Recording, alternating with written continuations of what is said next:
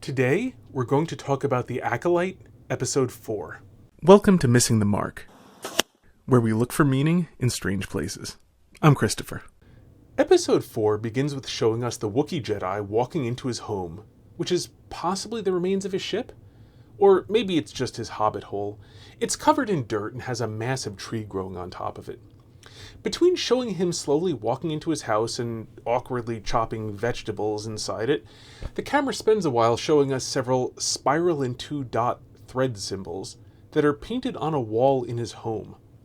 In fact, it shows this to us more than once, with less subtlety than Murder, She Wrote showing a close-up of a clue, because 1980s broadcast TV was low-res and often full of static. So, I can only assume that this is a head fake and means nothing. The scene then shifts to Coruscant, where Osha and Sol's Padawan get to know each other a little bit. It's slow and boring. I kind of wish that the episodes in this series stole another thing from the movies and had a title crawl that summarized backstory like this, so we didn't have to sit through it. The scene then shifts back to the planet the Wookiee Jedi is on, where May and Manny land in a ship that looks nicer than either of them should be able to afford. There's not a lot of money in the revenge business. Maybe their master is paying for it. Anyway, May starts walking off into the forest, despite not knowing where she's going, because she's an idiot. And Manny points that out. This isn't a place to just walk into. It's unexplored, and the woods are so dangerous that some bounty hunters he knows won't go in it. To May's disbelief, though, Manny has. And he's also located the Wookiee, which was not easy because this is a Jedi who doesn't want to be found. I don't know what he means by that. The Wookiee clearly goes for walks in the forest. Maybe he just means that he's in the middle of the forest and never goes to a city? They talk for a bit, and it's rapidly becoming obvious that Manny Jacinto is the best part of this show, which isn't saying much, so to put this in absolute terms, he's a very charismatic actor and a lot of fun to watch. A few bits of dialogue stick out. He takes a moment, before they set out, to point out that Osha being alive doesn't change anything. She made a deal and has a Wookiee to kill. Also, May asks what kind of deal he made with their master, and he replies ambiguously, I didn't. We didn't. I just owe him. You know how he is. He collects people. Also, there's an interesting line when May asks what her sister was like, and he answers, she seemed in over her head, honestly. It's interesting how Manny has more insight into people than everyone else in this show combined. Times 10. The conversation sounds tremendously like Manny is far more than he seems, but I assume that this is just a red herring so that when they reveal which female character is the Sith, we'll be surprised. Back on Coruscant, the meeting with Master Vernestra, insisted on, happens with the inevitable conclusion. Go warn the Wookiee Jedi. There's some excuse, but the mission consists of the main characters so far and also some nameless Jedi who are just there as warm bodies in brown robes. Also, Vernestra refuses to let the Council know about May, since the Council would be obliged to inform the Senate, which would be bad for some reason. Also, she can decide to not tell her superiors, even though she should, but unlike her, the Council can't decide to not tell the Senate? How is that supposed to work? Presumably, she has a greater duty to the Council than the Council has to the Senate. Again, in a competently written show, this would be evidence that Vernestra is the Sith, but in this show, it could just be the writers coming up with a stupid excuse for only sending one Jedi Master, a Jedi, a Padawan, and a few red shirts, or whatever the Star Wars term for nameless crew members who are just there to die is. So, the Jedi get to the planet the Wookiee Jedi is stationed on. I wish there was some explanation for why a Jedi would be sent to hang out on an almost uninhabited planet for years on end with no communication. But, of course, there isn't. Anyway, the issue of how to find the Wookiee Jedi comes up. I forget if they even bothered with an excuse for why he doesn't answer on the radio. And, if they did, they certainly don't act like this is odd. They ask the locals about the Wookiee, and they say that he went off into the forest and never came back. The solution to finding him is an alien named Basil, who looks like a bipedal capybara, or a 2-foot-tall gerbil. Basil is a tracker. Yord pulls a piece of cloth out of his belt, it's just stuck in there, and gives it to Basil to sniff, and he's off tracking the Wookiee. That is one hell of a nose to be able to follow a multi-year-old trail from a multi-year-old sample. I mean, they don't say how long ago the Wookiee disappeared, but from the look of his hobbit hole, it can't have been recently. So why'd they give this to Basil just now and not before? Anyway, on the way in, they encounter some giant flying beetle-like things curled up for the day on tree trunks. When Osha accidentally wakes one up, Sol protects her, and Osha notices that the beetle was attracted to the light of his saber.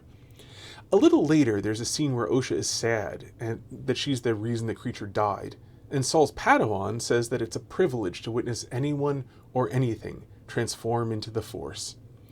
After a bit more conversation, the Padawan then gives Osha these words of fake wisdom. We're not defined by what we lose. We're defined by what we survive. And you've survived a lot. I mean, it sounds like it's supposed to be profound. It's got the right rhythm, but it's completely wrong. Well, the first part isn't so bad. We're not defined by what we lose, but that's it. We're not defined by what we survive. If we're defined by anything, we're defined by what we do. Though even that's an iffy proposition. On any realistic assessment, you're not defined until you die, because until then, you're still in the process of assembling your life, moment by moment.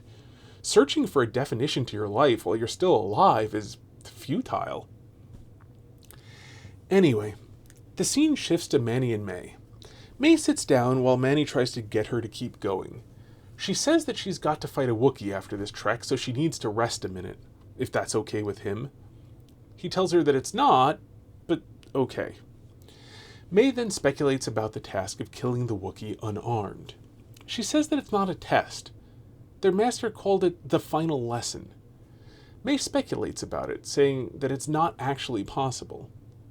Manny seems frustrated by this, telling her that it is possible. Like he knows, for sure. When she says that their master will kill her if she doesn't do it, and it's impossible, and he doesn't even care, he sighs and says that he does care. He then says that she's right, she needs to rest. He'll go get her more water while she rests. When he comes back, his leg gets caught in a noose trap and he's pulled about 8 feet into the air, upside down, with no obvious mechanism for any of this. This is one of the unfortunate side effects of CGI. Without needing to build a set concealing a means of holding the actor in the air, it's too easy to forget to provide some sort of visual explanation for why the character is suspended in the air. I mean, they've got a rope, but the rope's not attached to anything. It's just, off screen. I'm reminded of a Spider-Man game where you could web sling over the trees in Central Park. Maybe your webs are sticking to pigeons or something. Anyway, May says that Osha being alive changes everything. Her first loyalty is to her sister, not her master, and she's going to turn herself in and surrender herself to the Jedi. Manny doesn't like this plan and points out that the Jedi will put her in prison. She replies, not after I tell them who I know. Manny replies, he'll kill you. To which May replies, he'll have to find me first, and I don't know if even he could make it all the way over here without a guide. I'll have to admit it, I did need you.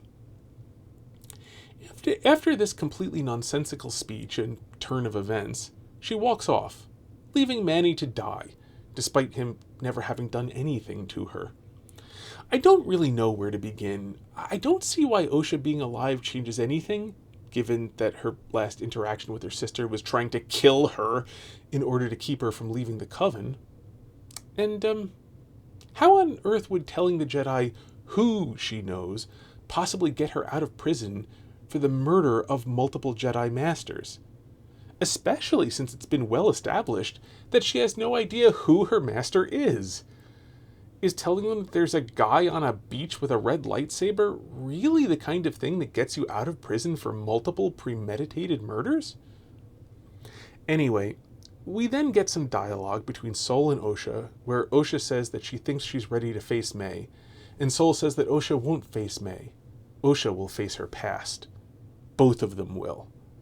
And once they get May safely to the ship, he'll explain everything.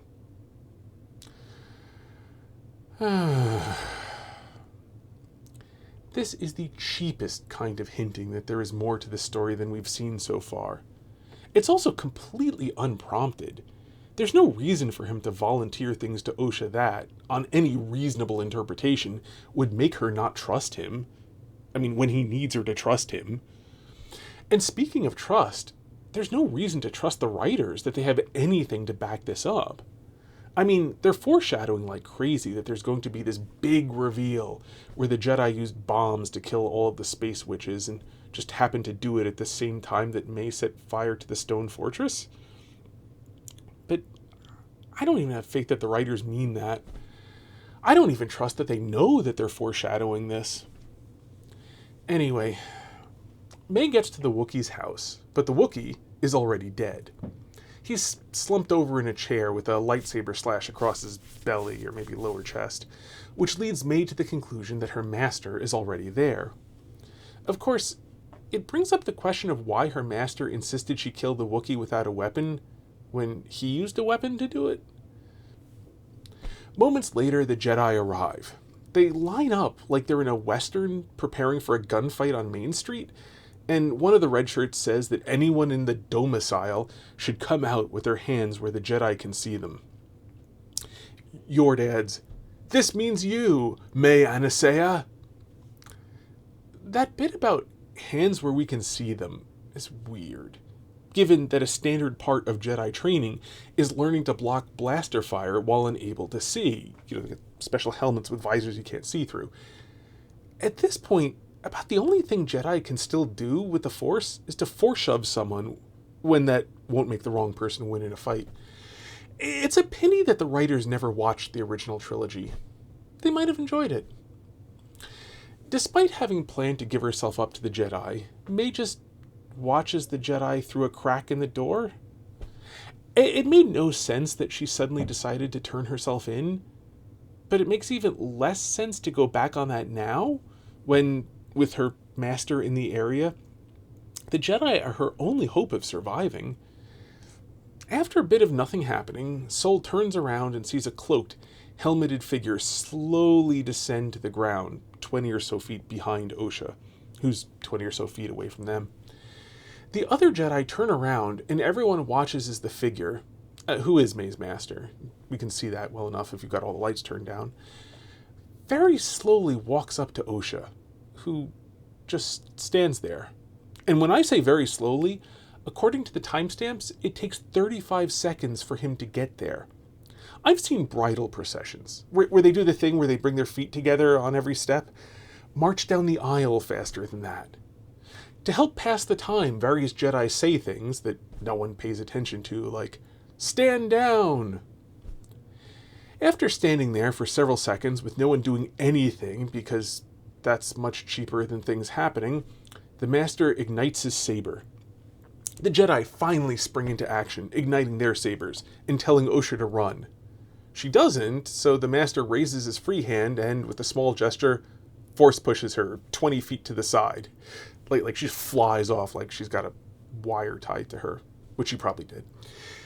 He then looks at the 8 Jedi running at him and force shoves them all with a giant blast of air. And we go to credits, which are still 5.5 minutes long.